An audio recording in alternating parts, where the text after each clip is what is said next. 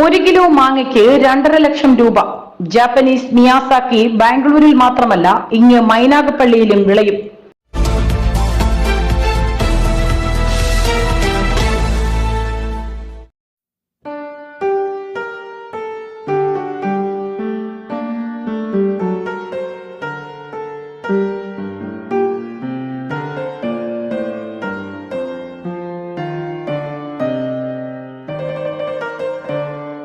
ഒരു കിലോയ്ക്ക് 2.5 ലക്ഷം രൂപയിലധികം വില ലഭിക്കുമെന്ന് അവകാശപ്പെടുന്ന ജാപ്പനീസ് മിയാസാക്കി മാമ്പഴം മൈനാഗപ്പള്ളിയിലും വിളഞ്ഞ് പാകമാകുന്നു.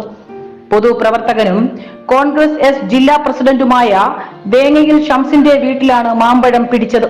ബാംഗ്ലൂരിലെ ചില മാമ്പഴത്തോട്ടത്തിൽ വളർത്തുനായ്ക്കളുടെയും സുരക്ഷാ ജോലിക്കാരുടെയും സംരക്ഷണയിൽ ജാപ്പനീസ് മിയാസാക്കി മാമ്പഴങ്ങളെ സംരക്ഷിക്കുന്ന നിറം പിടിച്ച വാർത്തകൾ സമൂഹ മാധ്യമങ്ങളുടെയും മറ്റുമാണ് ഷംസ് അറിഞ്ഞത്. ഇങ്ങനെ ലഭിച്ച അറിവിൽ നിന്നാണ് ഇത്തരമൊരു മാവ് വെച്ച് പിടിപ്പിക്കണമെന്ന ആഗ്രഹം ഇദ്ദേഹത്തിന്റെ മനസ്സിൽ ഉദിച്ചത്.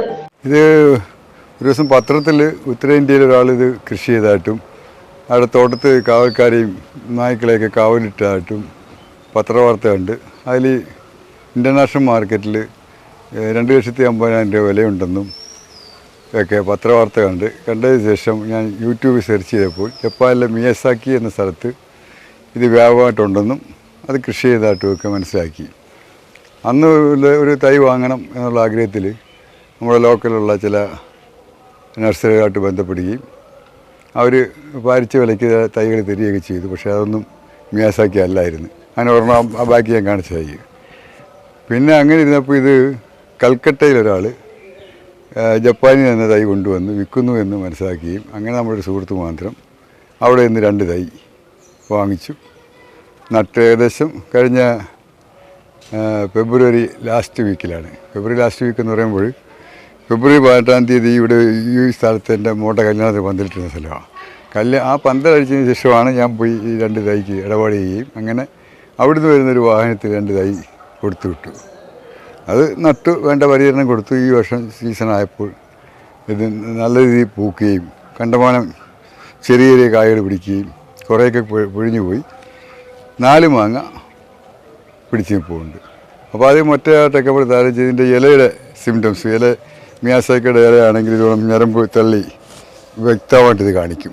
ആ രീതിയിലുള്ള മനസ്സിലാക്കിയും പിന്നെ വേറെ 1-2 ഈ മാവിനെക്കുറിച്ച് അറിയാവുന്ന സുഹൃത്തുക്കൾ വന്ന് കണ്ടതിന് ശേഷം ഇത് കറക്റ്റ് മിയാസാക്കിയാണെന്ന് പറയുകയും ചെയ്തു. അങ്ങനെ 4 മാങ്ങ കിട്ടി. അതെന്തായാലും വളഞ്ഞു വരട്ടെ. വളഞ്ഞു വരുമ്പോൾ അതിൻ്റെ ഫുൾ കളറ് വന്നതിന് ശേഷം പറിച്ച് കഴിക്കാമെന്ന് വിചാരിച്ചിരിക്കുകയാണ്. പിന്നീട് മാവിൻ തൈ എവിടെ നിന്ന് കിട്ടുമെന്ന അന്വേഷണമായി. അന്വേഷണത്തിനൊടുവിൽ മുന്തിയ ഇനം മാവിൻ തൈകൾ ഇറക്കുമതി ചെയ്ത് നൽകുന്ന ഒരു സുഹൃത്തിനെ കുറിച്ച് മനസ്സിലാക്കി. ഇദ്ദേഹം വഴി കൽക്കട്ടയിൽ നിന്നും വലിയ വില കൊടുത്ത് മാവിൻ തൈ എത്തിക്കുകയായിരുന്നു.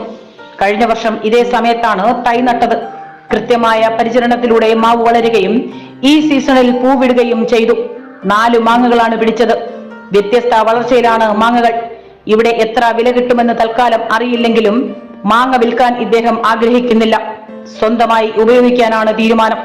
ഇതിനോടൊപ്പം കളപ്പാടി, കൊളമ്പ് തുടങ്ങിയ മുന്തിയ ഇനം മാവുകളിലും നിറയെ മാങ്ങ പിടിച്ചിട്ടുണ്ട്. ഇതും കഴിഞ്ഞ വർഷം നട്ടതാണ്. Kesari, Banaras mango, നാംഡോക്, Vietnam, all season എന്നീ മാവുകളും നട്ടുപിടിപ്പിച്ചിട്ടുണ്ട്. സബീന, ദൃശ്യ ന്യൂസ്, ശാസ്താംകോട്ട.